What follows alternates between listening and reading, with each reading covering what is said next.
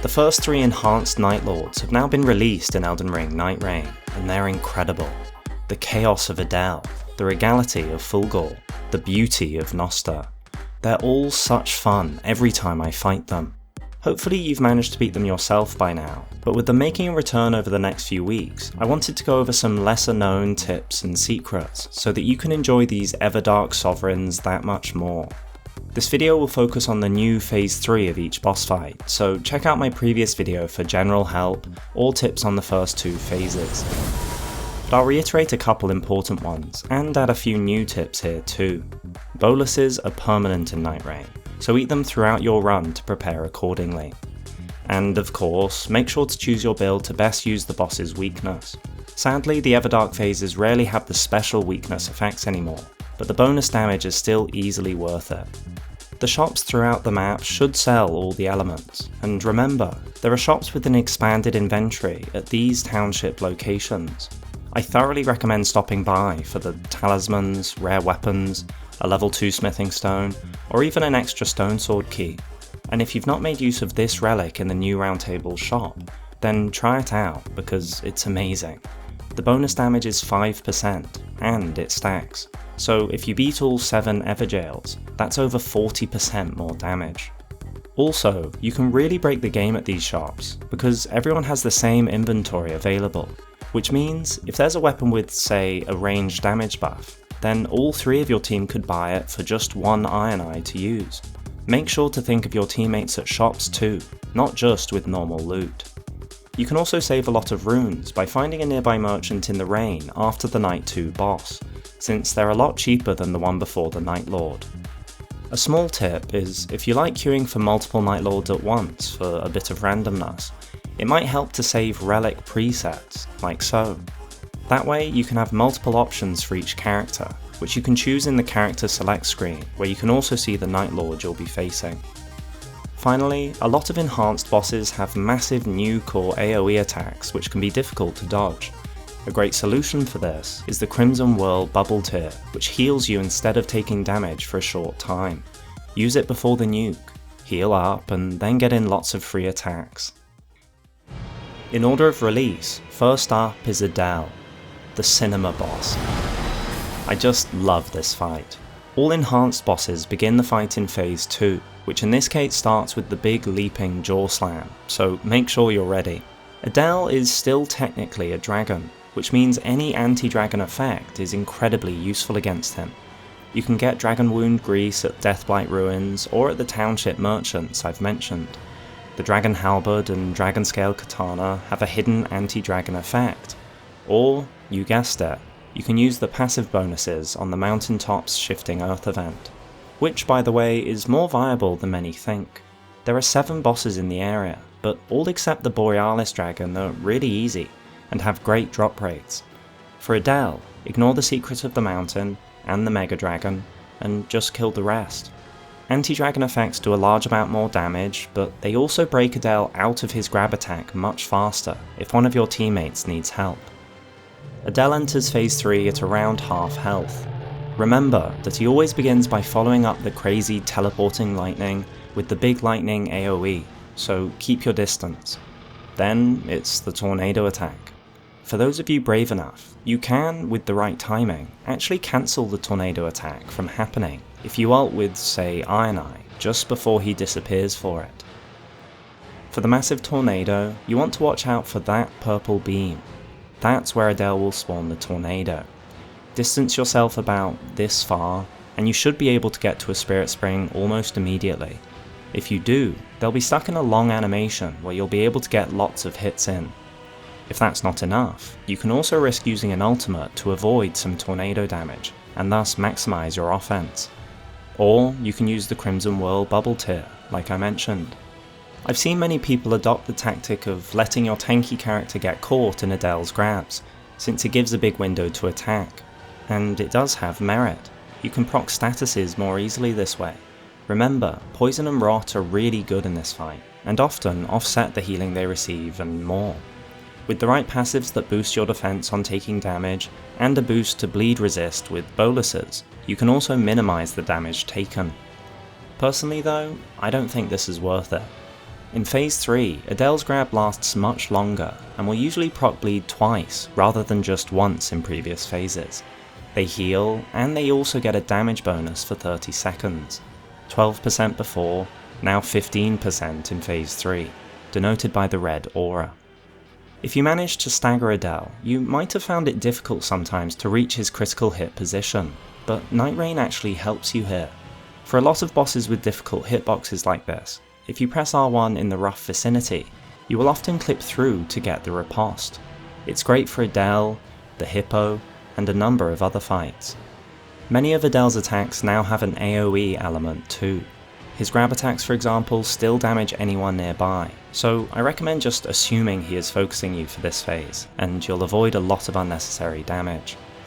Otherwise, phase 3 is much the same as phase 2. Jump the ground lightning attacks, try not to chase them too much, especially in the tornado, since he will come back and you want to save your stamina. Hit the head when you can for extra damage, and otherwise, keep calm and carry on. Ah, Fulghor. It's so refreshing for a boss to return to their true glory, rather than break apart even more. Once again, the fight starts in phase 2, which I covered in the previous video. I wanted to add though that lots of his big slams at the end of combos can be jumped, and you should do so even when on Raider's ult. For some reason the ground attacks can still hit you at times. At 50% HP, Fulghor enters, or should I say, they transcend to phase 3. They stab the infested arm and regrow their true arm. Oh, and shout out to the animations in phase 2. It's so cool how Fulghor is out of control, being dragged around as the arm acts of its own accord. Lightning is still the Nightlord's only weakness, but they no longer do this attack in phase 3, so it's just a damage bonus and some light crackling of the armor now. On the phase transition, though it's reduced damage, you can get in some free hits. And then again, if you move a bit in front of them for the landing.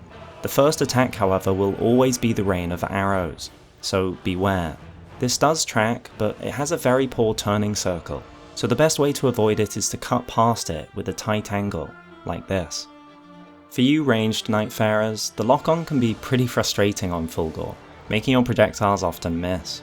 If you feel comfortable, try free aiming when you can to minimize this. For both phases, I see a lot of people struggle with the charge attack, but if you master it, it's a great opportunity. Run perpendicular to the charge to avoid the ground AoE, and take note of who they're targeting. With this, you can work out exactly where to position yourself, because after the third charge, you want to be as close to him as possible. The final AoE only hits in front of Fulghor, giving you a great window to attack. Generally, and this goes for the entire fight, you want to position yourself behind Fulghor. Many attacks will straight up miss, and the combos are easier to manage. Take their massive new Twin Blade combo. If you're quite far away, just continue running. But if you're at all close, you want to dodge towards them and get behind for the first bit. Move back for the second, then dodge in on the third to punish. Staying in front is where it hurts. Finally is the epic new arrow nuke. This will target the player with the red symbol on, so pay attention. You can also see where he is targeting with this faint glimmering line. Once that appears, super sprint away to avoid. Worst case scenario, always remember you can block. It may hurt, but better than taking the full hit. If you're confident, then try to run towards him to get a few free hits in after the nuke. If you're the one who is targeted, there's no point running until he's aiming at you with the beam. At that point, super sprint to Fulghor to beat them at their own game.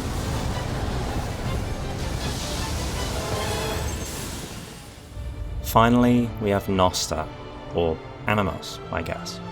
The best duo/trio fight in a long time in my opinion.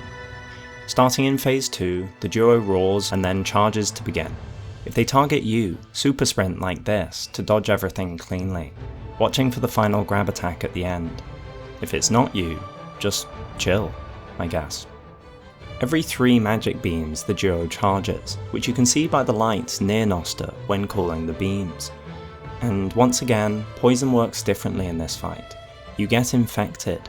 This can actually be removed by normal means, such as a bolus, but if the scorpion roars, then it hatches, and that can only be removed with the help of a teammate. The roar is something I see a lot of people get hit by. It's the only attack Scorpion has to hit you if you're behind them. So learn to spot this and you'll be untouchable with good positioning. The tail will shake, or the face will pause and tense together for a moment. Also, if you stun them, try to hit Gnoster on top, because you can actually knock them off to perform a riposte. Otherwise, the Scorpion can't be critically struck. Phase 3 begins once you deplete the entire health bar.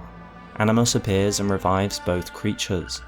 And the Scorpion is likely pronounced Fortis, by the way, like the Latin word for strong. Animus is the real boss here. Their health bar is what ends the fight. But they can't be damaged unless they're doing something in the fight. So while reviving the others, you can hit it, but then it becomes invulnerable and you can't even lock onto them until they attack or combine. You'll all know how to get it to come down by this point. Kill the others again. Here, it will sacrifice a portion of its health to combine with whichever creature is dead to revive it and power it up for almost a minute. For Fortis, this produces large ground AoEs after their various slams. These do now do a little magic damage, so blocking is no longer 100% effective, but these, like the original slams, can be jumped over. Plus, they and Animus both take 75% less damage. For Gnoster, projectiles fly faster, and these are still magic despite the new colour. The poison mist covers a wider area, and they do double grab attacks. Fire is the name of the game here, and Gnoster even continues to burn in Phase 3. You could focus only one of the duo and chip away at Animus, but I recommend killing the pair, because Animus can only revive one at a time. If you kill both bosses, you simplify the fight hugely. When Animus flies near the other two, it will very slightly heal them, which you can see with this golden effect. They have neutral resistances to everything, and are immune to status effects. But when combined, it adopts the other's resistances, and this means it can be affected by statuses. So in theory, you could choose to not use status for the fight until Animus has combined, so that the boss's resistances are still low, and then go crazy. Also, have you noticed that Fortis blocks Gnoster's magic projectiles? With the right positioning, you can actually be doing damage while completely safe from even the largest of Gnoster's attacks. But the biggest part of the fight is undoubtedly the ultimate attacks. After 55 seconds, the powered up creature will do a massive AoE attack, a number of slams for Fortis, and tons of raining missiles for Gnoster. With Fortis, just jump accordingly. For Gnoster, you could use the bubble tier I've mentioned, but I recommend super sprinting while locked on towards Gnoster. Because of their erratic flying, it keeps you moving around and dodges the projectiles. But more than that, it positions you right on top of them once it finishes. This is the key, because after the ultimate attacks is the biggest and best window to get damage in. Did you know there's also a third ultimate attack? If 55 seconds goes by without either creature being killed, Animus will do their own unique ultimate, a bombardment of beams, followed by one absolutely huge final beam. Normal running works for the former, and super sprinting is key for the latter. I recommend not locking on, to make sure you don't run into any beams off screen, but watch Animus for the timing, because they light up just before the final nuke. It's too hard to reliably position things to hit Animus here, so just focus on surviving. In the end, it is a fight of patience after all. If you made it this far, consider supporting the channel and get early access to upcoming releases, feature your own theories on the channel, or even get access to new Lore Before Bed videos ad-free for less than $1. Your support makes content like this possible, so thank you.